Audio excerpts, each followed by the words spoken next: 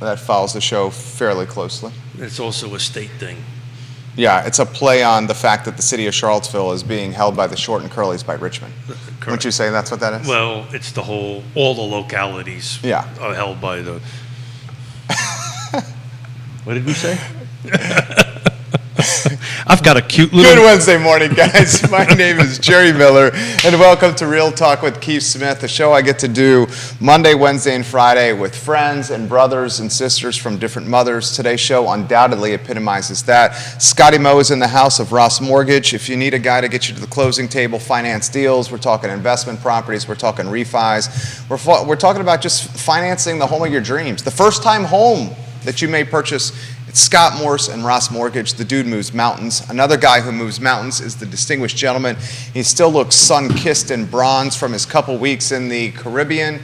He is back here in Charlottesville, and it is 65 degrees rainy, and there's not an ounce of sunshine in sight. But I'm sure he's not nostalgic of St. Martin, but he's still rocking his tan. He holds it very well. Judah Wickhauer, as always, keeping us on air and looking sharp and looking fresh. Thank you, J-Dubs. Studio camera, and then let's welcome the boys to the show. My friends, ¿Qué pasa? How are you? ¿Qué pasa, amigo? I'm not complaining about the rain. Me either, dude. I'm telling you, like, my grass, like, we were going 1940s Dust Bowl. Like, I'm looking out across it, and literally, like, it's like reverse rain. Like, I could see dust floating up from the ground. It was, we needed it. We needed it bad. So the farmette, when you go farmette or farms, the sprinkler systems are difficult because of the size of the land. Is that fair? Yeah, I don't know that I'm install a sprinkler system. Like, I mean, I like my grass. I put a lot of work into it, but I do have multiple water heads throughout the property, like at the barns and at the shop and stuff like that. So that exists. There's water pushed out throughout the property, but sprinkler system's probably a little too fancy for an old redneck like me. I knew that was coming.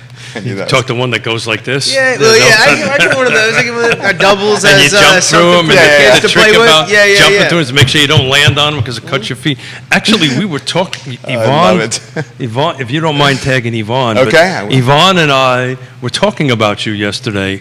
We haven't talked about chickens in a long time. And so she calls me up yesterday because, as everybody knows, Scott Morris helped Yvonne and Houston, my daughter and son-in-law, make some magic happen in Richmond. I don't think I publicly thanked you for that, so thank you. Thank you. Well, we know it was difficult. We put a square peg in a round hole, and thank you very much for making that happen. But I got a phone call yesterday going, hold it, I can't have chickens in my house now because she read something.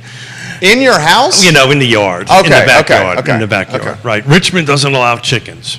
I said, let me look into that. So it turns out that they do. They allow chickens. In 2020, they said you can have chickens. Oh, so there's rules and regulations. Probably no roosters. That's typically like a pretty. That's the boy chickens, right? Yeah. That's like the point. big rule. I don't know. They're not giving you any eggs. They just all I think I know about chickens is they make really good chicken cutlet parmesan. That's really all I know. Former Congressman Denver Riggleman watching the broadcast. Denver, how are you today? We love you. I will return the text. I sincerely promise. All right, a lot we want to cover. Election is over.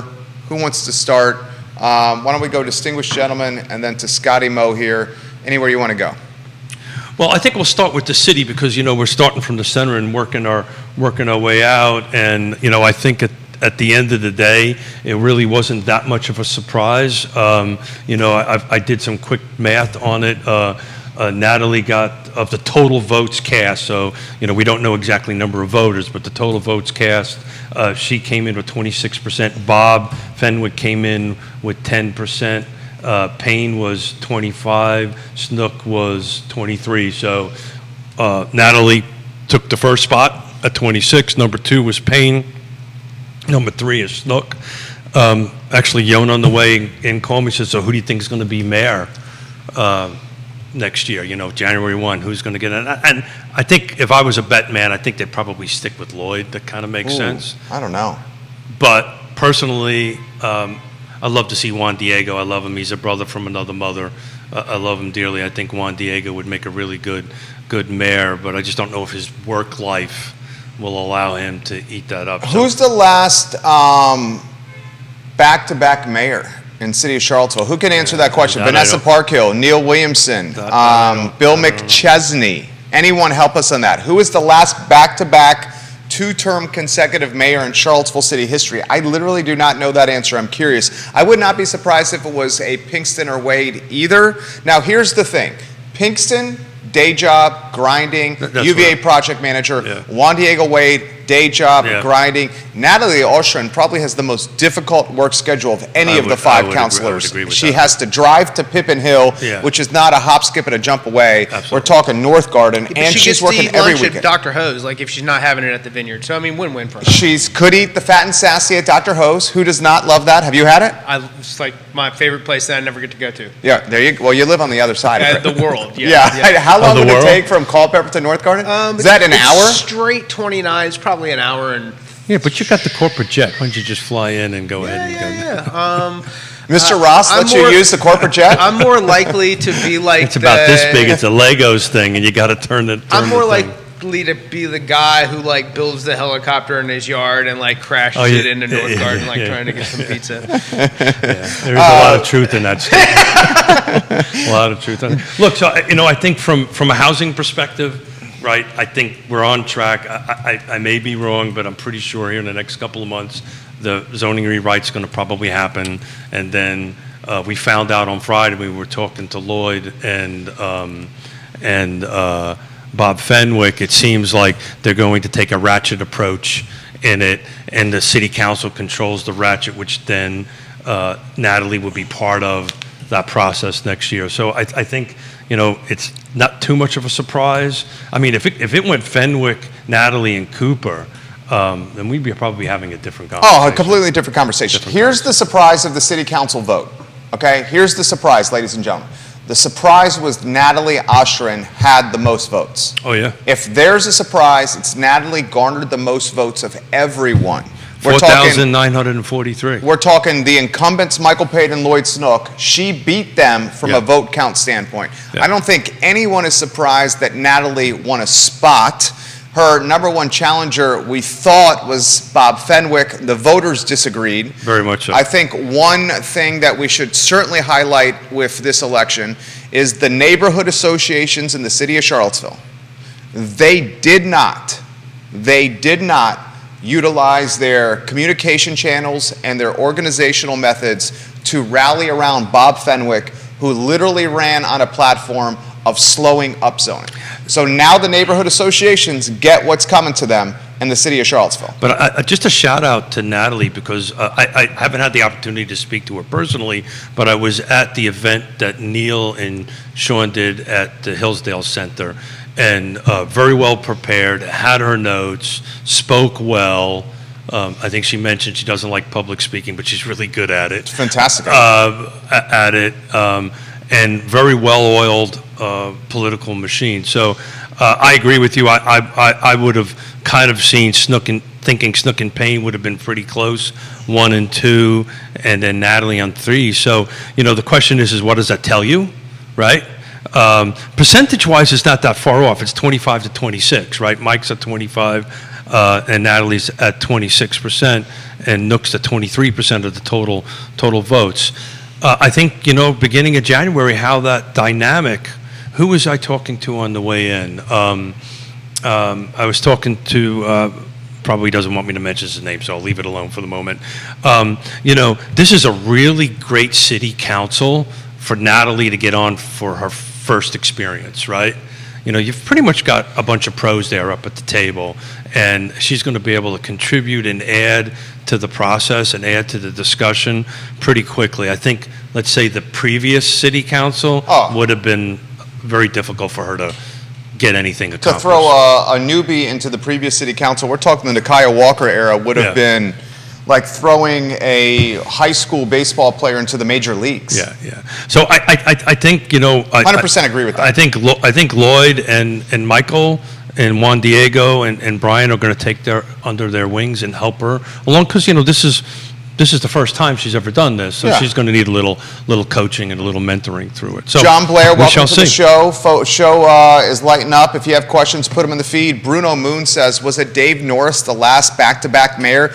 No. In fact, Neil Williamson just shared a link of previous mayors in Charlottesville, and we got to get some sizzle reel content here for Scotty Moe. So I'm about to ask you in a matter of moments what's on your mind with all this, so you can percolate some ideas. I'm giving you some time here. This is a broadcaster's trick to make everyone look like a superstar on set. The last Except for Smith. back-to-back, I do. Hey, Yeah. hey, you're always hitting grand slams over here. Don't worry. I'm sitting here sweating this Fed speak right now and watching the market tank for as far as rates go. Jay Powell So, is literally on government television could just in our be studio quiet right for now. like 5 should minutes. shut I'd that off. appreciate that. Shut that up. Neil Williamson shared a link with Charlottesville mayors. Ladies and gentlemen, I'm literally, and Neil, if I'm reading this wrong, jump in here. There has not been,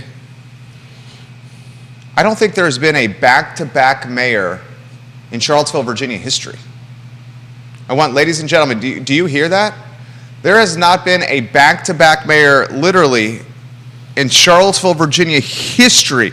Jim Hingley, if you're watching the program. John Blair, you guys are Charlottesville politicos and historians. Neil Williamson, jump in here. I am not seeing a back-to-back mayor in the history of our fair and fine city. That's a hell of a trivia question. A hell of a trivia. Judah, I will DM you this link. If you can peruse this, analyzing these links live on air is a challenging endeavor. I'm talking about back-to-back. And then the follow-up question. Back-to-back. Do you know what I'm saying? Yeah. So like, 4 years. Yeah. So there's a 2-year election. I just can't remember where Lloyd and Juan Diego are. Are they in the end of their first year, end of their second year? That I can't remember. I believe second.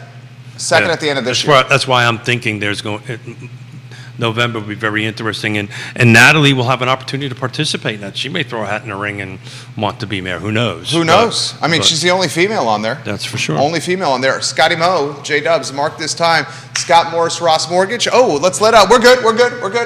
If you could let Mr. Robin, he's got something for us that helps us pay the bills, which that's why we're opening the door. Scott Morris, the show is on you for anything you want to talk about, my friend. So, if you're somebody out there who is focused on purchasing a home, one of the main things that you need to take right now is getting in and building some equity is the biggest priority.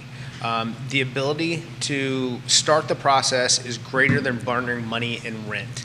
And no matter what the rate is today, you're going to be able to refinance in the future. That is something that's going to happen. We're watching this Fed speak today, and the messaging has gone from pause to skip to meeting by meeting we'll assess, but we don't think we've done enough to address inflation. I personally don't believe that the Fed has 2 rate hikes in them. I think there's one that's coming, and I think from that point on we're going to see some long-term improvement. That's my take. If you're somebody out there who's a real estate professional, you're going to see a lot more video content from me. You're going to see a lot more text. You're going to see a lot more emails you're receiving. It's going to be a lot more, who can we help, how can we help them, and show you what's going to put everybody in the best position to succeed. That was fantastic. Fantastic sizzle reel. I saw Scotty Moe, a miniature Scotty Moe in a reel yesterday. Not just a miniature Scotty Moe in real life, but a miniature Scotty Moe on in your the phone. reel. I saw That's right. miniature Scotty Moe really making things approachable and digestible. I was impressed. I think Tova Payne may have had something to do with that reel content and the creation over there. Did she help with that? Well, a little bit. Cecily Williamson does the bulk. Some of the content? Yeah. Okay, they did a great job. You're like I'll shoot it, and I saw you eating Popeye's chicken. Tova critiques the let's talk about something a little spicy. She's, so. What did Tova say to you about eating Popeye's chicken? There was a lot of eye rolls involved. I know, Tova. I hope you're watching right now. I thought it was awesome. I thought it was legitimately awesome. I have to correct myself. I'm literally trying to read this live on air. There has been back-to-back mayors in Charlottesville, Virginia history. And according to this link, Nakia Walker had 2 terms, two-year terms back-to-back. So I stand corrected. I am correcting myself. Nakia Walker. What years were those? She was January 2nd, 2018 to January 5th, 2022. And I legitimately saw her on the public access channel politicking for the second term. Heather Hill wanted it, and then Nakaya said, nah, this is mine, and she got it. So she got back-to-back mayor. So I'm correcting myself right there. Make sure you mark that sizzle reel content for Scotty Moe. It's damn good. Arguably the most infamous guy in America right now. Who's the most infamous man in America besides Jay Powell? Seriously. I mean, is it Kevin Durant, Kyrie Irving? Is Jerome Powell in the same sentence as Kevin Durant and Kyrie Irving? I mean, I'm not going to get into... You're not throwing shade to the Fed chair? Well, no. I'll throw a little... Powell... But who? Most of them are. Does anybody remember the name Greenspan? Yeah. Right. So I mean, maybe I'm dating myself a little bit, but Feds are chairmen are closely watched for this very reason that we're having this conversation. You know, you think about it, it's kind of a scary little thought. That this one person or this organization has wields that much influence or power. A dozen people can put us in a recession. Well, and that's what it is. You know, at the same time, you also have to, you know, they're scorned, but people, you know, look at Vlocker as a hero, and he, you know, Volker. Yeah, Volker. Not in real time, they did not. Not in real time, I'm sure they did not. No. But I remember those days. Yeah. No. In real time, I think you were given the old, you know what. Yeah, and Greenspan had the same thing. So everybody kind of has their own stuff. This is our new reality at the moment. And what we're watching. But you and I talked yesterday.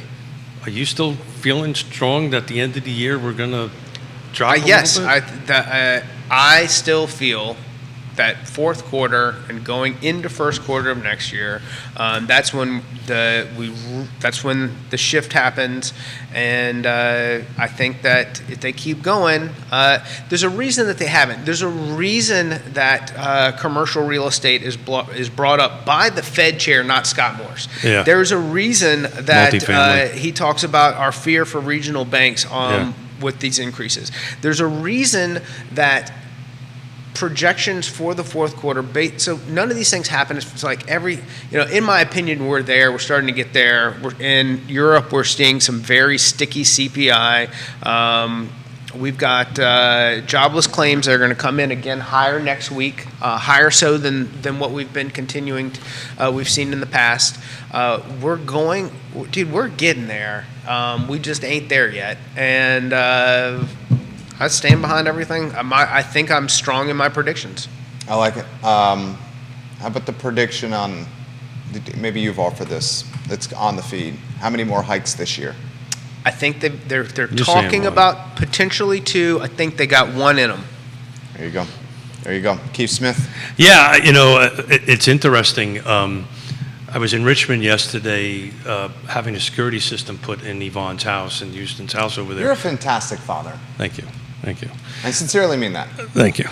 And you've gone above and beyond. Well, and I know you do this for all your clients. I would do for any client. Well, maybe not the security thing, because I will have access to their house on the app and all that stuff, which may be a really bad idea on their part. Did you use Nest or Ring? No, it's a company. Got it. It's a company, and we said, I don't want to give too many details. Yeah. Right. Here's the passcode, 673. My address is. It's all over the internet. It's all over the internet. Who knows? Who gives? Whatever. But it was interesting. So I was thinking of you because the guy or the person. I'm from Brooklyn, so it's always a guy, right? Doesn't matter. I got a guy. I got a guy, right? So the guy's putting it in and and we're going through the doors and the windows and yada yada yada. And he goes, "Man, I wish I could buy a house." I went, "Oh," ears perked up, and I said, "Well, let's talk." And he was like, "Oh, I can't. The price is going up. I can't get this. His rent's going up." The same exact story we hear over and over and over again. And I said, "So let's sit down." And literally, I made him sit down and had a conversation with him. And he's going to turn into a client. That's awesome. In Richmond, because after our conversation with him, which I'll connect you with him, Scott. His rent was going up 20%. Well, I wish everyone who I had conversations with in summer of 2020 who were telling me that, no, things are just crazy right now. But nobody explained it to him the way we do it here on the show, the way you do it one-on-one. Nobody actually took the time, held his hand, and said, "Look, this is going to be okay. you got to get in the game, right? Even if it's a townhome that you don't love, but I can tell you it's going to increase in value. You're going to build equity. You're going to, you can potentially refi if the interest rates drop, but you got to get in the game. If you're sitting here paying it, all you're doing is paying this dude's mortgage, right? Or whatever you're doing. And anyway, so I was thinking of you. It was even the security guy putting in the thing is talking about housing. Yeah, you're worried about 7% interest rate when you're paying 100%. Like, I think maybe you've got the 100% that compounds every year at a 10% clip. Yeah, exactly. Literally. Yeah. If you're lucky. If you're lucky. If you're lucky. If your landlord's not a jerk. Well, If not you're a lucky. jerk. Capitalistic is a better word. Yeah. Well, if your landlord is smart, like some at this table here. Well, that small plans- independent landlords, you'll find you're more likely to have no rate increases with a tenant that takes care of the property, that keeps everything clean, because they don't want you to go anywhere. They're happy. They want you there. That's a symbiotic relationship that's good for everybody. Now, if you're somebody who isn't taking care of the property and you don't do, and Don't pay your rent on time. Don't pay your rent on time. Yeah. Those are the people where you're going to see increases because they don't care if they get rid of you because they want somebody in there who's going to do the first thing. 100%. So I've got a 100%. half a dozen renters that we're having conversations with, trying to, help educate them, and their rents are going up because their landlords are like one-offs or two-offs, right? They only have 1 or 2 units. They've never put money aside for, oops, the HVAC system just went out, and they're putting a $12,000 system, and they're putting it back on the tenant. Well, how about this? In rent. Try getting an HVAC system installed. I've actually got a guy. 3 weeks. I got a guy. 3 weeks to do that. You should be asking people on this side of the table. Will your guy close down Market Street, bring a crane and lift it on top of a three-story mixed-use building? Yeah. Probably not. There's very few that do that in this And town. you're probably talking to the same guy that I'm. I know the 2 firms that do it. They're 3 weeks out. Yeah. They literally have to close 3 parking spaces and get one of those big-ass cranes to put it on the roof. Drop a unit on the roof. Yeah, drop a unit on the roof. That's the problem. The HVAC units are around, but that's the problem. Getting a crane, it's really hard. Yeah. And Most residential homeowners don't have that problem. So I was talking about, I got a guy. Just a little side That's note. totally right. I used to let Scott mess around with the skid steer. but Yeah. I kept him away from the crane. In this situation previously, Scott would say, "Hey, Scott, can you go pick up the crane? I got a little thing I need you to take care of." Can you tell the 3 of us enjoy each other's company on Real Talk with Keith Smith? These guys. Then I'd call my buddy Tom, who I'm having lunch with today, and Tom and I would go get the crane. We'd get lost on the way there. We'd get lost on the way to the job. On crane day, so every build has a crane day on it, I would make sure they stayed home. Yeah. That's hey guys, why don't you take off? I got it. Oh, this is so good. So, Keith, throw this to you here. State level. What surprised you at the state level, my friend? You got 2 delegate races. Maybe we start with Squire and Laufer. Squire and Laufer had some mudslinging, my friend. They had some blood swinging, but the results are not surprising to me on it. I was a little bit surprised That she dominated with that delta? Yeah, that was. I'm pulling up the numbers here real quick. I felt that was a little on the strong side. Hold on a second. I mean, it was not even close. I can call them up for you. Yeah, if you want. would you do that for me? Yeah, so here are the numbers in HD 55, Almore Louisa Fluvanna, HD 55. Laufer had 8,118 votes, 69.6% of voter turnout. Kellen Squire, the emergency room nurse, 3,536 votes, 30% of the voter turnout. I saw something on Twitter, people, and it really put things in perspective. And Laufer and Squire are a microcosm of this. People remember the first mudslinging first, and not the truth statement second. And it's unfortunate. That's politics. That's the game, baby. That's the game. Once somebody's convinced of the lie, you'll never convince them of the truth. There it is. Laufer convinced the people of the lie, and Squire could never change the mindset toward the truth. That's exactly what it was. Laufer beat this dude. I believe that's called politics. I think that's called politics. 70% to 30%. Not pretty. This was utter domination here. Yeah. What do you make of this? Yeah, I mean, the question is there is this an open contest? Is this a shoo-in? Is there going to be anybody running against? Steve Harvey. That's right. I forgot about that. Announced here, and he's coming on the show tomorrow. Yeah. Look at that. Your boy Jesse Rutherford. Yeah. Calling. I gotta let Jesse know we're on a show. Hold on. You gotta do it live. Jesse. Live on a show. Hey, I'm good. I just want to let you know I got you on speakerphone next to the microphone, and we are live on air right now. So I guess our predictions were a little off. Our predictions were a little off. You off. literally are live on air. I'm sitting across from the distinguished gentleman, Keith Smith. This is Jesse Rutherford, Nelson County Board of Supervisor right here.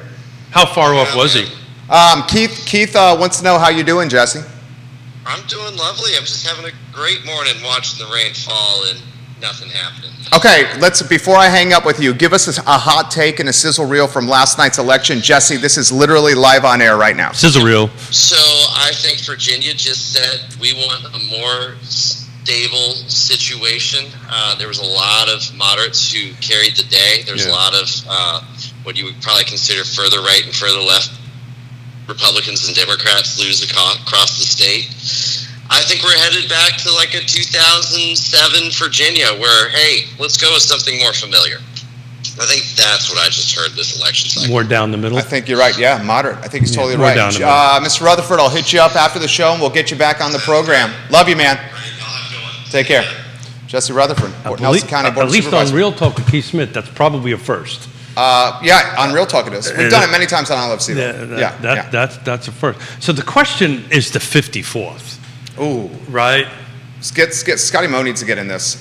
Katrina Carlson, Dave Norris, Bellamy Brown. Yeah. And it's important to emphasize, the folks that are running here, I mean, They're a lot personal of these friends. people are friends. Yeah. Like Bellamy and Dave are legitimately friends. I've had cold beers with Bellamy, cold beers with Dave, multiple times, legitimately. Carlson, not cold beers with Carlson. But the question I've got, and so let's take the who out of it, right, for the moment. This is just a math thing, and I'll let Scott get in it because this is what's been running. Love Dave to death. Bellamy's a fellow Marine, love him to death. These are just wonderful, wonderful people. But I'm wondering if it was only two people in the race, would it turned out differently? I got a take on that. Dave Norris is watching the program. Yeah. We love you, Dave Norris here. Dave. Scotty Moe, anywhere you want to go I on sent a this? Facebook post out to both of them. So I'm going to stay largely out of that the politics talk. I will say this, and this is more indicative of kind of what our region is like. So a friend of mine was contacted about running for a state delegate office, and the other day being the final day to register for this thing, and it was the 20th, right? Yeah, and they were so excited to have the conversation with somebody who might possibly do it, and he's like, I probably qualified for this, but you pushing me to do this so eagerly tells me you don't have anybody else in this area. And it's like your friend does deals for a living. Why would I do this? So I'm going to add a little bit to that. So we'll leave the politics out of it, the who out of it. But I get asked all the time to run again. I ran for Board of Supervisors in your home county, and I lost. So, I sent a little Facebook post to Dave and Bellamy, hang in there, stay in the game, stay in the arena, because it matters. Their voices matter. It matters tremendously, and it makes a difference. But I get asked all the time, and usually when I get into these conversations and somebody's asking me, I know that person who's asking me could run just as well as I can, and it always ends up to, well, hold a timeout. So let me hear this straight. You're telling me your time is worth more than my time. So you want me to carve out all this time to go ahead and do this, but you're not willing to do it. So it's a hard ask. I'm the only guy sitting here that has ran for office and lost, so I know what these guys feel like. But Dave, Bellamy, stay in the game, stay involved. I know they will, because their voices matter. I'll take it a step further. Go ahead. Albemarle County Board of Supervisors, Scottsville District. Yours truly. John Lowry watches this program, Chairman, Albemarle County GOP. Comes to me, handpicks me, says, I will not run a Republican candidate in the Scottsville District. I'm totally fine with you running as an independent. We will put the weight of the GOP behind your campaign, either vocally and visibly or behind the scenes. We will tell all the heavy hitters, kingmakers and rainmakers and donors to support you and nobody else. Just go ahead and do this. Legitimately, that's what was promised. There's no candidate running against Mike Pruitt in the Scottsville district. Legitimately was going to do this, had the approval of my wife, literally, and then our second son, Zachary, born. Young man has not slept a single night in 7 months. Legitimately not slept through the night in 7 months. Yeah. What we thought was going to be a second child and a sleeping track record of our first one, who slept perfectly well, turned out to be. You take someone. Bro, I twins slept from 8 weeks forward, and Colton was in my bed last night at 3. Yeah, almost 3. So you don't sleep, especially when you're a stay-at-home mom. That's tough. Yeah. And we'll leave it at that. The other thing I'll say is, so we got Jerome Powell speaking. We got some data coming out, flashing across. RV sales falling on their face. Wow, the disposable income across the United States that I said is gone and credit card debt is rising. That is a fact. FedEx shares fall on revenue disappointment. Well, the first thing that you see in a declining economy is FedEx leading the way with what's going on and what's being moved back and forth. I'm telling you, I'm going to hammer this home. The things that they are hoping that are happening, and that's why they don't have it in them for 2 raises. That's why the skip has gone to, we're going to be taking things meeting by meeting, but we're very far from our inflation target. They're saying the right things to try to keep certain things in check, but at the same time, the medicine is taking effect. Chop that into sizzle reel content right there. That was damn good. Keith, thoughts? Matthew Schultz, so hello. I want to go back to what Schultz giving you props. What you said and then end a little bit on what Scott was saying. I've said more than once. What up, Matty Schultz? On this show, one of the hardest things in the world is to run for office and to be an elected official. It takes a ton of toll on your family, and so those who do it, my hat's off to them. I know it just from a real personal level. Back onto what Scott was saying, it's interesting. I think Powell and everybody over there is a little bit befuddled that whatever they're doing with the thumb on the scale isn't really having the impact on housing it wants to. And I think that's what they're struggling with. I don't think they're befuddled. I think they're befuddled. I think everybody knows, okay, we got a bunch of people who are trapped in 3% mortgages who can't afford to then move at 7, move at 5. I think that's without making a lateral move. We've got a string of, we got student loan debt that's coming back into play. We got credit card debt. Deferred mortgages that are now turning into real life foreclosures in certain areas. And But if you're small somebody amounts, who has though. gotten in or on the verge of getting in trouble, if you're starting to see yeah. the writing on the wall, let's talk about how to solve that cash flow problem by using the equity that you have in the house while you're still making payments on time. Once you start not paying that's when the problem is harder to solve. State of Virginia, 31 days, man. If you missed here in 31 days, you've just lost control. And that's what 31 happened. days, if the mortgage is due on the 1st, if you don't pay it within 31 days is what he's saying, you're State of Virginia, some- you're going down that rabbit hole. Elliot Harding, hello, welcome to the broadcast. Most people, and to Scott's point, most people, you've got to raise your hand up and say, I'm in trouble. Scott has tons of solutions for you. What's the difference between 2008 and 2010? More than likely, you've got a substantial amount of equity in your house. You can borrow it. You've got a tremendous amount of credit card debt, right? They can use their home as, I don't want to use the word as a piggy bank, but they can use their home to kind of help reduce their credit card. Or if all of that doesn't work, you reach out to us and we'll go ahead and sell it for you. And you end up with a little bit of cash in your pocket and move on to the next stage of your life and property. But look, I was asked by Yvonne actually yesterday, how long do you think that this inventory level is going to stay as low as it is? And man, I was thinking a couple of years, but I think you and I had this conversation. You said 3 years, I said 10. I think we're somewhere in the middle. You think the inventory levels are going to stay this meager for a decade? I think so, yeah. A decade? I think so, yeah.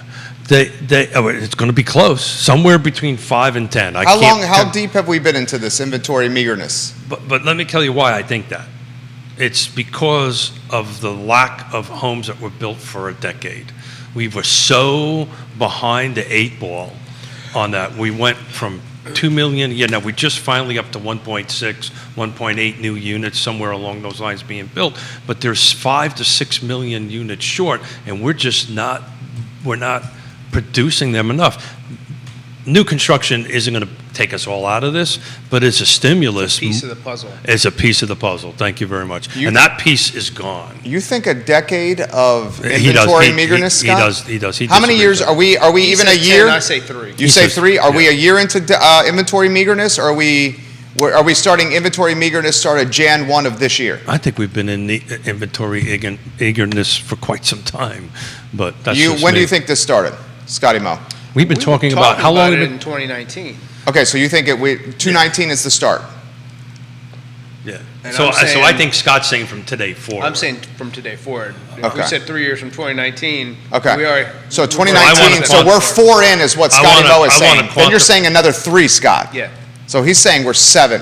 So we're not that far off. Well, and the other part of the equation is this: we may never catch up to where we need to be. Right. And especially when it comes to without, there'll be shift in demographics. You're going to have people, I don't like how, but here's the thing. The people who can afford to move out of California to Texas and what's the dude with the here, not there, Oh, yeah, Chris Fairchild? Right, Fairchild's Yeah. Post, which is language that originated from the California to Texas. The people who can move from New York to Florida and affordably do that, those aren't the people who are being punished by the inventory No, problem. they're sitting on it's stats. the people who can't afford to do it in Yeah. these local areas because Right. it's either the NIMBY's not in my backyard, the municipality can't support the growth based on current demographics for their schools and their infrastructure. We already can't support the level of humans that. You can say that we got a slower birth rate and we need a greater amount of immigration. Like this thing can spider web into a million different conversations. But the bottom line is, You know why that is? Do you remember why 2008, 2010 housing implosion? It infected everybody. It affected the world. Housing has its tentacles into everything. Your spider web Absolutely. into everything. It's just not widgets, right? They're all the labor force. There's a all million interconnected. different whys on how this happened, but ultimately, we're never going to be able to build our way out of it, and Agreed. we're going to be short.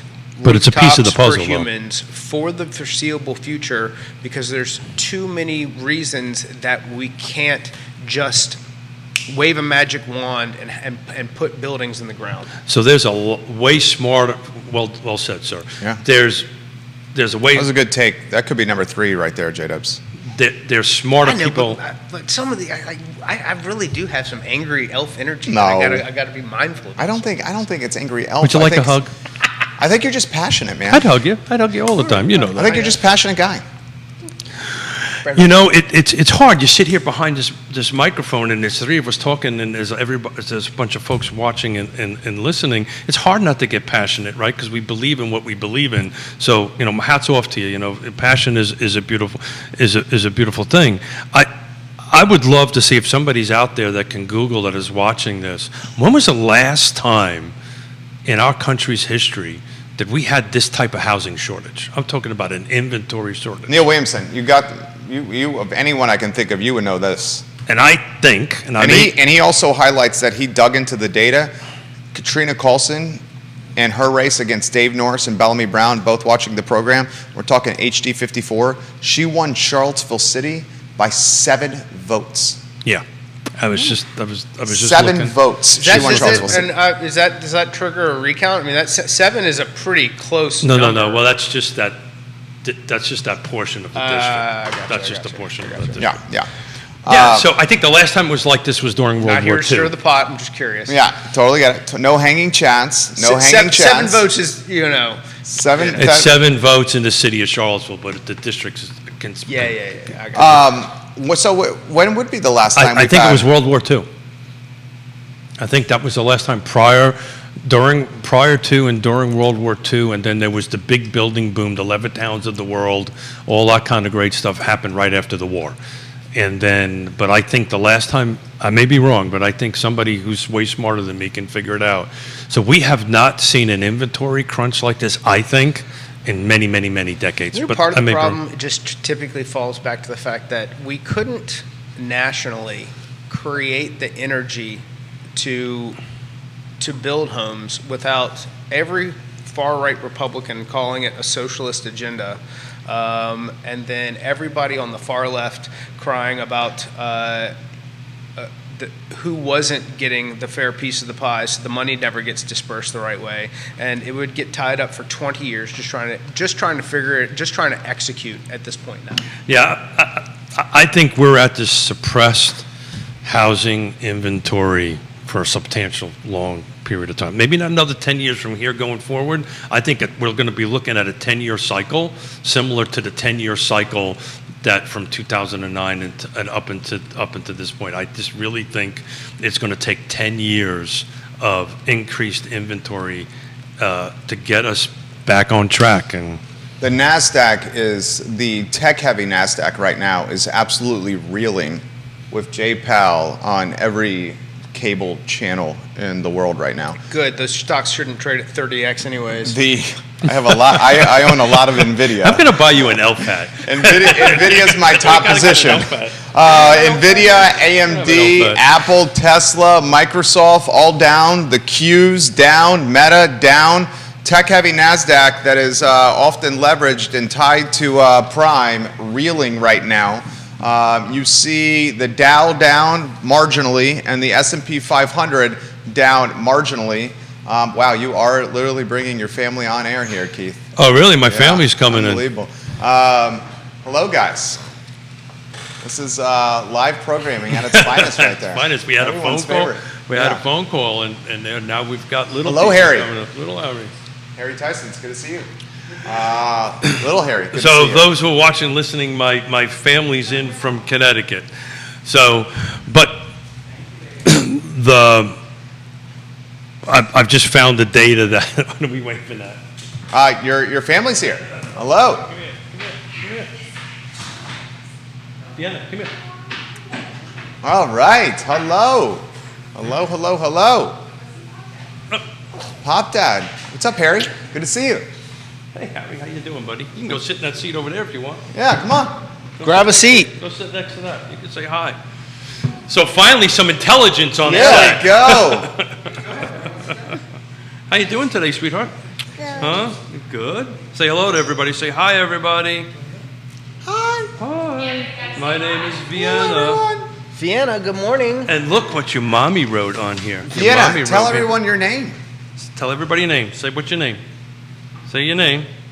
What's your name? It's okay. You're She's adorable. not shy. You're so adorable. Say your name. What's your name? Vienna Tyson. Vienna. She's not real Smith. They usually are. Yeah, real Smith. Usually can't get them Yeah. to stop talking. Yeah. It's the Tyson in there. All right, give me a kiss. We have pop that. Let's go to work. Give me a kiss. Okay. Aw, Goodbye. that's so close. That's so Goodbye. cute. Go ahead. See you later. That's so cute. You want him? That's so cute. I gotta tell you, anybody out there that doesn't have one of these grandkids, this is like the best thing ever. I know the kids and the sleeping and all this stuff, but you can go ahead and kiss them. Pop that has to go to work, and you hand them off. Our youngest child is 7 months old, and Harry has not slept in 7 months, legitimately. Has not slept through the night in 7 months. It's pretty tenuous at our casa right now. To say that we want grandchildren right now? Huh? Yeah. I'm talking about from the grandparents' perspective. Yeah, I get that. It's a charm. I love it. They've been with us for a week, I think, or something like that. So it's been a lot of fun. They go ahead. It's great to wake up and have little people running around the house for about a week. Scotty Moe, my friend, other KPIs or storylines that you've been following, that you're hearing from industry insiders, you're hearing from customers or clients, other options that we should be following closely? Are we talking market related? Anywhere you want to go.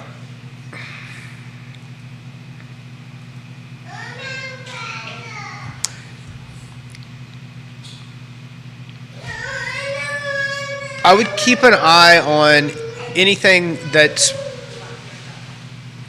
anybody who's got the time to dip into kind of what's going on with the M2 money fund, like where those dollars are. That's something that is probably worth your exploring to give you an idea about how inflation happened and where we truly are with it. What's happening in regards to CPI, how that's affecting markets. That's what the Fed is looking at. But I think unemployment and the true slowing of the service economy, the softening of that side of the economy is really where that's where the proof is at the moment. I think that's what we're really, the effect that we're seeing that hasn't been recognized yet. But are you really seeing that softening? We just had the conversation about a crane, right? And crane and waiting for 3 weeks. No, that's a necessity. He's Got talking it. about,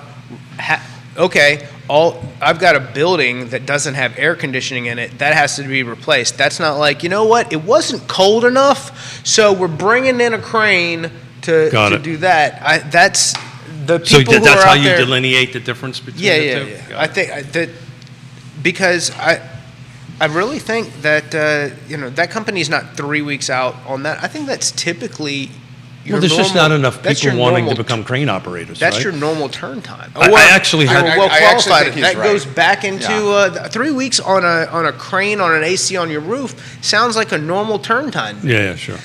It's not And like it's a he's lot of like, moving hey, parts. I called them and they said they'd get back to me in 2 weeks to schedule in a month and a half from now. Yeah, there's a lot of pieces that go into that. Yeah, the permitting, the crane, the Now, HVAC. Your crane operator program, I know crane operators who make well into the six figures. And I mean, I was just going to have this. I had this same exact conversation with a doctor, not my relatives, with a doctor, because we were just having this conversation that a crane operator was actually making more money than him. and work at will. And what I That's mean by exactly that is right. this. That's exactly they right. contract work to where they go to Miami and they're on a job. You get that on those big jobs. They drive, But, they fly, yeah. Where they're there for 6 weeks, and then from there they move. They're from California. Or they can get on with a company and do it regularly for a little less money and a little more regular lifestyle. But these people will make $200K plus. Oh, Dude, I got a buddy who's a tugboat captain in Virginia Beach. Man, I should have been a tugboat The captain. tugboat captain is clearing 300K. Yeah, do some Tugboat fishing captain. on the side. Dude works 3 days a week. that's clearing. He does 3 tens a week, and that's for his employer. Yeah. And then he does 3 tens a week. Yeah, I get Okay, and then he does side hustle where he's working for other operators Yeah. at whatever rate he charges. I would not be surprised if my tugboat captain in Virginia Beach, working 40 to 50 hours a week on a tugboat, is north of 600K. it. Oh, yeah, sure. Yeah, doing a tugboat. But he's never home, though. He's pretty home, dude. Oh, so he's doing around the bay. He's Yeah. just pushing for the day. He He's does not, 3 tens, and then if he wants to, does the gravy extra shifts at whatever rate he charges. This dude's always at his kids' games. yeah, we're trying to get a tugboat license, though. Oh no, tugboat. Well, that's what I'm license- saying. That's his point. These are your specialty labor trades that we were told for decades, don't go do that. Go to college. Go to college. It was stigmatized. Get a degree in something that you'll pay 6 figures to obtain to make $80,000 a year in earnings that you'll never repay the student debt on. And here we are. There you go. Well said, Scotty Mo. That was legit right there.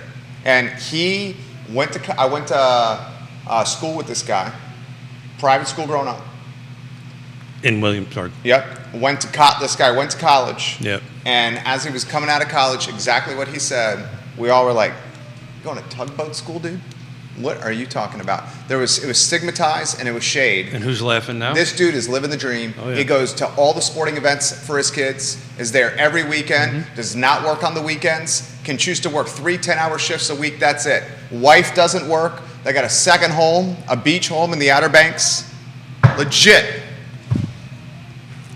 I got friends who open plumbing businesses, same type of thing, and they got a fleet of trucks. Do exceptionally well for themselves, and aren't even fantastic businessmen, but we're smart enough, to understand. To answer the phone. Yeah, exactly. Yeah, to show up, right? Just to show up. They're smart enough to hire the right people. Yeah. And I don't mean that. I don't mean that in a negative way. Oh, I mean definitely that. not. I mean that in you try to get in touch. When we talk about construction, there are some fantastic carpenters who from a business standpoint, don't answer the phone. They don't build the business aspect very well. But there's also people who put people in place to protect them from that, so that they can work and then build a business. I taught a class at PVCC for several years. It was a certificate class. It was about that. The name was "Take It from a Truck to a Business" was what I titled it, and it's amazing. So you talk to these folks that come in that are carpenters, plumbers, electrician, and they want to create a business. And we were actually doing the part where you get your full labor rate, right? So if you pay Jerry $50, how much does it really cost you, and so forth and so on, on that end of it. So anyway, we're having this whole conversation. So I usually ask in the class, okay, what's your first 2 hires? And immediately the answer is, I need another electrician, I need another plumber, right? I need another this. No.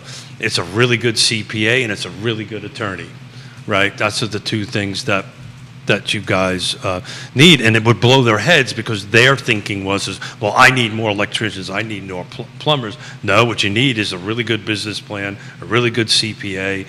How is your corporate structure set up? How are you going to do this? How you set up to exit this thing out, and all these different things. That was amazing. There was another story about that. Is I had a guy in the class, and you could tell he didn't fit in, and he was a commercial roofer out of Richmond, and he wasn't making any money. Anyway, there's a long story behind that, but it turned out that I helped him and it moved on. But that's exactly what these folks are doing. But here's the problem. How do you get people in the trades when you don't have teachers to teach at the trade schools? K-Tech doesn't have teachers. K-Tech is legitimately saying to us, we don't have teachers to teach these kids. K-Tech, J. Sargent Reynolds. Or just go work for them as an intern and just knock on the door and be like, dude, do you need some help? And I don't know. But that's a clear problem, right? It's the same. Because everybody's been told. Everybody wants to be a social media influencer. Everybody's been told this phone I hold in my hand is the solution to your problem. I say this to be straightforward, and it's no easy task. There's one influencer in a 300,000 person market that has turned this into a career. Sure. Legitimately. Yeah, sure. Everyone else is doing it as a side hustle or says they are. And that math doesn't work all that 1 in 300,000. Yeah, sure. What are the odds of that? What's the odds of someone making it to the NBA? I would bet you it's more than 1 in 300,000. I'm sure it is. Someone should look that up. What do you think it is? I don't know. The odds of someone getting to the NBA? See if you can find that, J-Dubs. I bet you it's minuscule. What is 1 in 300,000? What is that percentage? I mean, he's the math genius. It's very, very low. Yeah. That's legitimately a fact right there. But Yeah. if you went to welding school, plumbing school, and all that stuff, to make a decent living is not those odds. No, and that's his point. It's not those That's odds. his point. But the issue we have is the housing issue. If we don't have enough houses, how do we get people into houses? If we don't have teachers for the K-Tech school, how do we get people in the trades? Where do the carpenters come from? So this rolls all the way around to this cerebral conversation I was having with Yvonne yesterday, because she's getting into the business, right? She's passing her license, her real estate license, and she's getting into the business. And her question to me was, well, Dad, what the hell are we going to sell? Right? That's a legitimate question. How are we going to help people if there's no inventory? And this is why, and I'm not as smart as everybody in this room by any stretch of the imagination. Matter of fact, I'm pretty sure Vienna's multiple times smarter than I am. But that's why I'm thinking this problem is not going away anytime soon. I think we're in a long-term, 5 or 10 years before it happens. It's also why you need a trusted advisor. We've got one sitting to my right here. We've got you sitting across from me to help you make these decisions and navigate it, because it's super complicated. It is not as easy as it used to be. 35 years ago, even though we didn't have all this technology, we had a book that you had to actually pick up from car once a week to figure out what the hell was on the market for sale. But at the moment, you know, you need to have all this stuff to navigate it. I mean, what out of all your transactions you do, there's always roadblocks, right? Yeah, there's always something. So I was having a conversation with somebody about It's how you deal with it that 203K matters. loans and on a corporate side of like, look, let's make this a more fluid process through underwriting. Here's what we should be doing, and we're going to implement some of those changes at a corporate level. But also, I had a conversation with some borrowers who are moving to Pennsylvania, and they're like, what should we be looking at? And I was like, you know, new construction, you got a timeline. Your kids need to be in school. If the house isn't already done, take it off your list, because the last thing you want to get is into a situation where the builder doesn't have a CO and they're supposed to do something and the county just hired a new guy, and you got to streamline your process by removing the possibilities of problems, because there's always going to be something in whatever the situation is. So how do we take out how do we lessen risk? What do we do to make things operate more smoothly? We remove the possibility of problems, because ideally everything's always going to work the best way. What do I tell realtors when I start working with them? Everybody who does my job is the best who's ever done it until there's a problem. And that goes into every single transaction. That goes into everything is a little different. Each real estate transaction is its own little fingerprint, because the borrowers may have different ways that they receive their income. The house may have a different problem than the one right next to it. Everything is unique, and it's how do we lessen the risk in order to make the most success. So I want to add to that and ask a question. 100% right? And how do we work our way through this? It's through communication, right? We learned before the show 21% of people actually open up emails, right? 98% of the people actually open up text, and 95% of that 98% actually respond to it in 3 minutes. So how you communicate and how you do that. I do want to talk, because I was asked this question, maybe you can help me out. And it's maybe somewhat rhetorical. So we could talk about it now because it's closed. The project, the home that we did for the kids in Richmond, there was a $70,000 delta between appraisal number 1 and appraisal number 2, which is ultimate. So it went from, there was a $70,000 delta. In Houston, my client was asking me, how the hell did it get that way? How did that happen? Can you share any thoughts on that? Because I hear this all the time, because we have to constantly redo this and change it. And before we do, one of your associates who's come on this program, DJ Moberly, is watching. We should give his company some props. DJ Moberly, Inspired Home Building in the Culpeper, Spotsy, Rappahannock area. Fantastic custom homes. It is a hybrid custom model, I believe, is the language that they like to use, and they take a look at what they have online. Get in touch with them.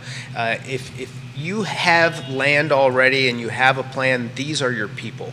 And just not only amazing humans, but they put together a fantastic product. Do you know how many phone calls I get? Can I buy a piece of land and find a builder to go ahead and build on it? That's a hard thing to come across, particularly in this marketplace. And that's a genius move to go ahead and do that hybrid. When they came on the show, they just rocked my world. Awesome people. Angela? Angela. Yeah, DJ has this comment on what you've been saying. It's a good comment. The trades experience requirements where someone has to get years of work in the field signed off by someone else who does not want to train their competition is a real problem. Always.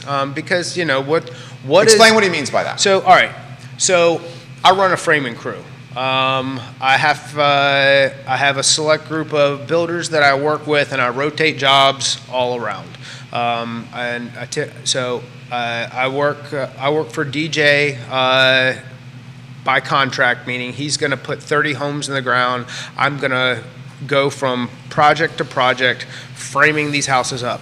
I've got to not only do the work myself, but then I've got to have a crew of people that come along with me. I'm going to have a cut man. I'm going to have somebody who lays out. I have a process that makes my business expedient and successful, and I'm going to train other people to do this. Well, I'm going to train these people at a low-end labor rate because they may not know what they're doing, and as they progress, I'm going to have guys that stick with me, but at the same time, I'm also going to be bringing in ambitious young men who want to go out and do this for themselves. So I'm going to be training someone who's then potentially going to, if I don't pay him enough, if there's ego to begin with him, and that's fine. That's what you get with the right level of ambition. These people are going to want to go out on their own and compete against me. So it's very difficult to train highly skilled labor personnel who likely are going to leave you and then become your competition. It's difficulty. That's a difficult part of the process on its face. How do you retain good? But that happens in this business. In what I do. That's why I tell a realtor who's trying to grow a team, if you're going to get a TC, you may make sure a transaction coordinator, make sure that they don't want to be licensed. Make sure they want that role. Because if there's somebody who has this dream, then you all of a sudden, once they've become licensed, they don't do good work for you because there's resentment there because they're busy doing all of your work. That's why they can't grow their business themselves. And this is, it happens over and over. And what's the collateral damage of this? This is a timeless sizzle reel. Keep it going here. What's the collateral damage of this? The collateral damage is if everybody thinks that they do the perfect job at hiring. I know people. Well, you think you do. So you either need to be able to figure out quickly and fail fast and fire them immediately, or you need to be able to put things in place to where you're able to give them a path for growth no matter what the business is, to where the resentment doesn't exist and then they are growing inside you. If your dream isn't big enough for them to fit those shoes, they're going to walk away from you. So let's break this down to our normal transactions. Home inspectors now have to shadow with another home inspector to get their license for about 6 months. So that is clearly, they are training their competition. That's the reason why the home inspector pool is not growing on it. So if Jerry wants to be a home inspector. Mike Abrams, a perfect example. Mike Abrams, you're watching the show. He used to own Moe's Barbecue with his wife, Ashley. Someone tagged Mike Abrams on this. We helped broker the sale of Moe's Barbecue. Mike and Ashley. Ashley is working in real estate as a realtor. Mike is getting into the home inspection business. The logo, brand identity we designed. Wasn't it Ironwood Home Inspection? Is that what it was? Judah? Mm-hmm. Ironwood Home Inspection. He legitimately had to shadow his competition. His competition had to train him. That's exactly right. For him to get in the game, and now he's competing with the people that trained him. And that's only a change of a couple of years ago at the state level. That's crazy, right? That's bananas to me. At the same time, why should that make everybody so nervous? If you are a good relationship person and a good professional at what you do, you teaching somebody else how to do it who may not be able. How many realtors do I talk to who've had a license for a year, 2 years, and they've never closed a transaction? There's just somebody with a license. They're not your competition. Yeah, but we're between 30 to 40% down in sales, and eventually there's going to be relationship pressures on that, because I want to open up what Jerry does here every day, and the state says, oh, by the way, you need to shadow with Jerry for 6 months. Oh, here's a perfect example. Learn how to do that. I can hand you. You know why coaching to me is just is kind of a like there's a lot to be gained from any kind of professional coaching. I think that everybody should have a mentor. Oh, yeah. In order to grow, you've got to go out and see this stuff. But you can sit there and there's people who pay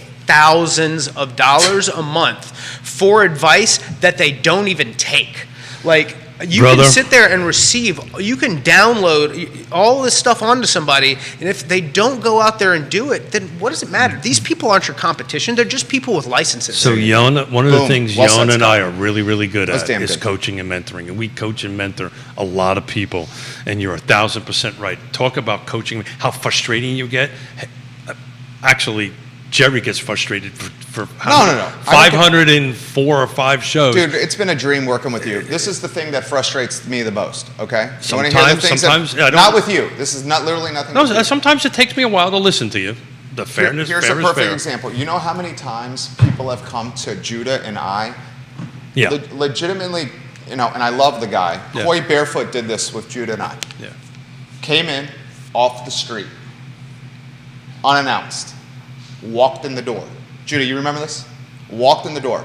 Literally was like, what specs you got here? What kind of cameras are you using? What's the software here? What's the plugs and the cords you're using? What's the infrastructure? What's the computer? How does this connect to this? Look, Notepad. He's first talking with J-Dubs. I'm coming in after. I'm not there for the initial meeting. He's offering a little insight. I walk in, I'm like, But was it even a meeting? it wasn't even a meeting, dude. It was an unannounced visit off the street in the middle of the day. And I literally come in and I'm like, stop, You need to leave. enough, You need to leave. you need to go. Yeah. Okay? Because it's taken me years to accumulate this. And then I've failed so many effing times Sure. to get to this point. And if anyone thinks that, just give us that advice for free, Yeah. or just give it to us, But we're talking two different things. and here. this kind of burns me up right Yeah, now. I can- Steve I can- texted me the other day. Steve's coming on the show on Thursday. Steve Harvey, right? He goes, I'm going to open up first free coffee shop in Hollymead Town Center. The first cup of coffee. The concept is pretty good. He's literally made his politics announcement for his delegate run. He has 2 signs behind his back. First sign is, I'm running for delegate. Second sign, here's my new business. There you go. I'm going to depict my new business while I'm running for politics, because that's a great idea. Launching a startup when you're running for House of Delegates, that's a topic for another day. Then he says, I'm going to launch a video podcasting studio in the coffee shop. Launching a video podcasting studio in a coffee shop that's loud, that's a good idea. That's a topic for another day. Then he comes to me and goes, by the way, I'm doing this video podcasting network. He's going to be here on Thursday, and I can assure you on Thursday he's going to have a notepad trying to get details of what we're doing here. Okay? And that's the kind of stuff that, if you want, very few things irritate me, but that's the kind of stuff that irritates me. Well, it's just disrespectful. You should Yeah. walk in and say, hey, look, this is what I want to do. What do you think? And then the decision is yours if you wish to help him or not to Right. help him. But it was, you should always ask. Look, it's a little bit of an entitlement thing that goes on in this world. But back to the home inspector and back to the different stuff. It's part of the business. Yonna and I coach and mentor a lot of people all the time. Back to your comment, it is frustrating, right? This isn't, look, guys, my son-in-law's sitting over there, damn well knows I'm not an educated man. It's difficult for I me don't to. like when he no, says that. but it's true. Yeah. But it's true. I don't. You got a PhD in street smarts that would dominate anyone's PhD in academics. And thank you for saying that. It's true. But my point I'm trying to get at is that this isn't what I'm coaching and mentoring, folks. It's not difficult. This is not difficult. If I can do it, anybody can do it, right? You just got to want to do it. But you're 100% right. You go to these conventions, you go to these things. We were in Virginia Beach for 2 days. Took some great notes, and I'm part of the problem. Took some great notes. I'm going to implement 1, 2, 3, and 4. If I get to just one, that's a win, right? Everybody's unless the lack of implementation, the lack of the is what holds most people back from success. Well, actually, that's not true. Well, you know what holds people back mostly from success? For me, it's being No, mentally most people. handicapped. Most people. Fear. Well, okay. Fear. Yeah. Fear of the unknown, fear of taking the risk, fear of doing it. It cripples people. I lost $17 million. Well, Yonna and I lost $17 million, and I ran for elected office in 2009 in the middle of that, which tells you how smart I am. Right? In the middle of losing everything we had, we're jarheads. You're fearless. We don't. We talked about this yesterday. No, I just don't think we just go forward. One of Michael Jordan's Oh yeah. biggest talents, it's yes, the hard work, it's yes, the God-given ability, but it's his willingness to take the Fail. last shot, because he doesn't give an F if he fails. Yep. I don't give an F if I fail. He doesn't give an F if he fails. I bet you don't give an F if you fail. No. I want to fail fast, and I want to learn quick from Well, it. I don't want that fail to be there is forever. of all the things that have ever been said on this show, there was never any truer statement than that. Yeah. If you're going to fail, do it fast. I'd rather fail fast than have something mediocre last forever. Yeah, and that's people get tied to their idea of greatness, and their ideas are I'm so smart. Well, if you're so smart, then how come your idea isn't working? Your startup is 10 years old now, bro. Let's move on. Not a startup Hey, that anymore. rap career, got my guy. Like, come on. Quick question for you too. God, I love Scott so much. What's different now than was 5 years ago? Your 5 years ago self, does it see you where you My are 7-month-old hasn't slept in 7. No. I know what you're going. Scott, why don't you hit this one first? here? Yeah. So 5 years ago, is this where you thought you were going to be? Yes. Really? Exact same spot. More or less. I mean, And put the whole where you would be in perspective. What that means. No ups and downs. Ups and downs are part of it. So the market's more challenging than I expected, but I've got my own shop. I've got people that I'm helping grow. Recovered from a pretty personal thing. I almost fucking died. That's the point I'm trying to make. Yeah. So last year was weird, but at the same time, yeah, I think overall, yes. I gotta get up every morning and inject my stomach. When I saw this business, when I saw what I wanted to build, am I there? Am I where I want to be? No, but am I? Is my 5-year plan on track? We're doing pretty good. I think you're doing great, man. I guarantee You're doing great. He was you're doing number great. 2 in production, Nationwide. volume and Units for the company. units in Ross Mortgage, the Nationwide. company nationwide. Nationwide. This dude right here, Ross Mortgage and Scotty Moe. Okay. How about you? I say this all the time. I feel zero guilt for being successful. Yeah. I don't have I don't an think that's- iota of guilt for being successful. And people like to throw shade at folks that have been successful. I've been in business for myself for 15 years. I've taken one vacation in 15 years, our honeymoon, and came back knocked up So let me actually. with number 1. Okay, We legitimate. got the F-bomb and. That's in Maui. We came back knocked up from Maui on our honeymoon, and that opened up another Pandora's box. Any parent watching this program knows what I mean. I feel no guilt for being successful because the opportunity cost of this success has been greater than anyone could potentially realize. And on top of that, Scotty and you could speak to this, the level of risk that I took in the first 15 years of being self-employed would literally lead a lot of people to probably suicidal thoughts, where you're talking 2 or 3 decisions early in this 15-year career could literally, if they didn't go the right way, could crush everything. I never worked for anybody but myself since I got out of the Marine Corps in 1986. Let me try to question a different way. Is your definition of success different now than it was 5 years ago? Yeah, my definition of success now is being able to, and I did it today, and I think Dean is watching the program right now. I took my kid There you to go. squash camp this morning, was able with my schedule to do There you it. go. Got there 20 minutes before the camp started, was able to hit some balls with him, watch my kid who's full of moxie and chutzpah and confidence and can talk to anyone, go up to a 14-year-old girl, tap her on the shoulder, he's 5, and said, "Hey, my name is Trey. I like to play squash. Will you hit balls with me?" And can I have your literally- phone number? Dude, that literally right there, watching him go do that made my heart melt. There you go. Like, I literally watched my 5-year-old go to a 13-year-old, tap her on the shoulder and say, "Can we do this?" And I was like, Jesus Christ, dude, this kid is amazing. It legitimately, and it's making me get emotional right now, okay? Like, watching my kid do that is more than any deal that I ever closed right now. Never about the money. It's always about that. Yeah. There's How a about you? fantastic video of this 11-ish-year-old kid at the U.S. Open this past week with this dude Mandola Golf, he's got a great Instagram, and he's like you smack it. He's this Latin guy. He's got an accent, and the kid sees him. He's like, oh my god. I was hoping I'd run into you. And there's this just very genuine, very mature back and forth from this kid. And it's the kind of thing when you see, you really relate to. You Yeah. hope that's what your kids develop. Exactly. Definition Love of you, success Scott Morris. now versus 5 years ago. The same, different.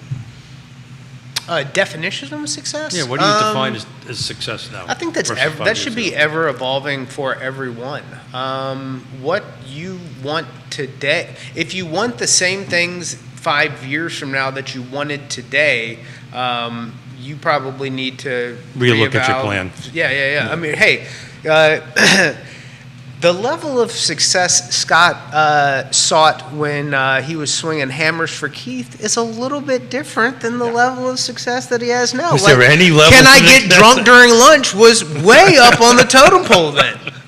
Yeah. That's called priorities. For Well, me, all right, all for right. me at the same time, it was like the level of success for me was like, do I got the $30 to go to happy hour and close the bar down? Yeah. Yeah. Okay, that So- was the success The for me. world then. is a little So Yeah, th- I was like, My can I world's go a little talk to her at the bar? I need this to be able to make it to last call.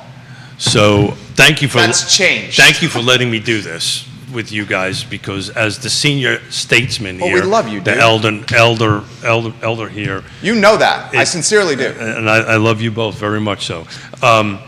It's amazing how it changes over as your life goes. For sure. To sit here on a live show, And you just saw your boys get emotional here. I very much so. And by my boys, I mean me and Scott, yeah. 40-plus-year-old dudes. Well, I'm 20 years older, Yeah. so there you go. Still your boys, right? Yeah, still the boys. To sit here and have my 2.5-year-old granddaughter live sit on my lap, that's a definition of success, right? Pretty much isn't going to get much better than that. Thank you for allowing me to do that, because I've often wanted to do that, and this just popped into my head. So what is our definition of success? And anybody who's watching or listening, take a look at what your definition of success is, and kind of relook at it and see how life is pushing you in a different direction. But don't let the fear of success, whatever that looks like to you, stop you from moving forward. Or don't let the fear of failure on the There you path go. there be your decider. Like, I can't do this because if you you can play the what if game until all of a sudden the time that you had to accomplish whatever the task was has come and gone. We were talking about The show's been fantastic. Dave Norris, Yeah. Bellamy Brown, Both watching. right? Talk about people that did not have fear of failure. Yeah. They also didn't have fear of success, because that's the other thing people fear. People actually fear, holy shit, I'm going to be successful. What does that actually mean? Totally. Right on that? So there's two sides of that. But we just talked about two guys, two people. One is a brother from another mother, fellow Marine. The other one, I love him to death, Dave Norris. They were not afraid to put their hat in the ring or stand in that ring and take their slings and arrows.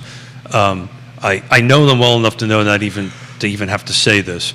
But I guarantee I'm going to see both of them at the city council meetings, county meetings. They're going to be engaged. Their voices are going to be heard, and they're going to be influential in decisions moving forward. They're just not going to be sitting at the dais. That's how that's going to go. Well said. The show is dynamic. Guys, just take a moment and see what you just saw there from Scott Morris with the genuine emotion. That's the kind of guy. And from want. you. And thank you. That's the kind of guy you want going to bat for you in a market that's difficult and challenging. Keith's the same way. You're looking at two dudes right there that would do anything for people. I just didn't want to cry, so the three of us were crying. I literally mean it sincerely. I've seen it firsthand with Scott and Keith. Okay, it's firsthand. Judah Wickhauer deserves props. Vienna, absolutely adorable. Made the show adorable. She gets some props. Your family's beautiful. Harry's in the house. Love this guy. This is Real Talk with Keith Smith. It's archived at realtalkwithkeithsmith.com. Check out the Partners tab, and it's the supply chain of people you can trust. Here comes Harry and Vienna. If you want to get them on a one-shot over there. Go on over here. See the dog. Oh, Vienna's got You it. wanna She wants see to the see the doggy? doggy. She wants to The see Liza doggy? right there, the I Love CVille Okay. mascot. We have to get her to say dog, because she's like so Long Island. She goes dog. I like it. Coffee. I like it. I can relate. That's the program, maybe my favorite one we have ever done. The I Love CVille show is up in approximately 50 minutes. Thank you kindly for joining us. Take care, everyone. That was awesome, fellas. All right. You got lunch. Yeah. I know. It's like, I know you're. I'm trying to figure out.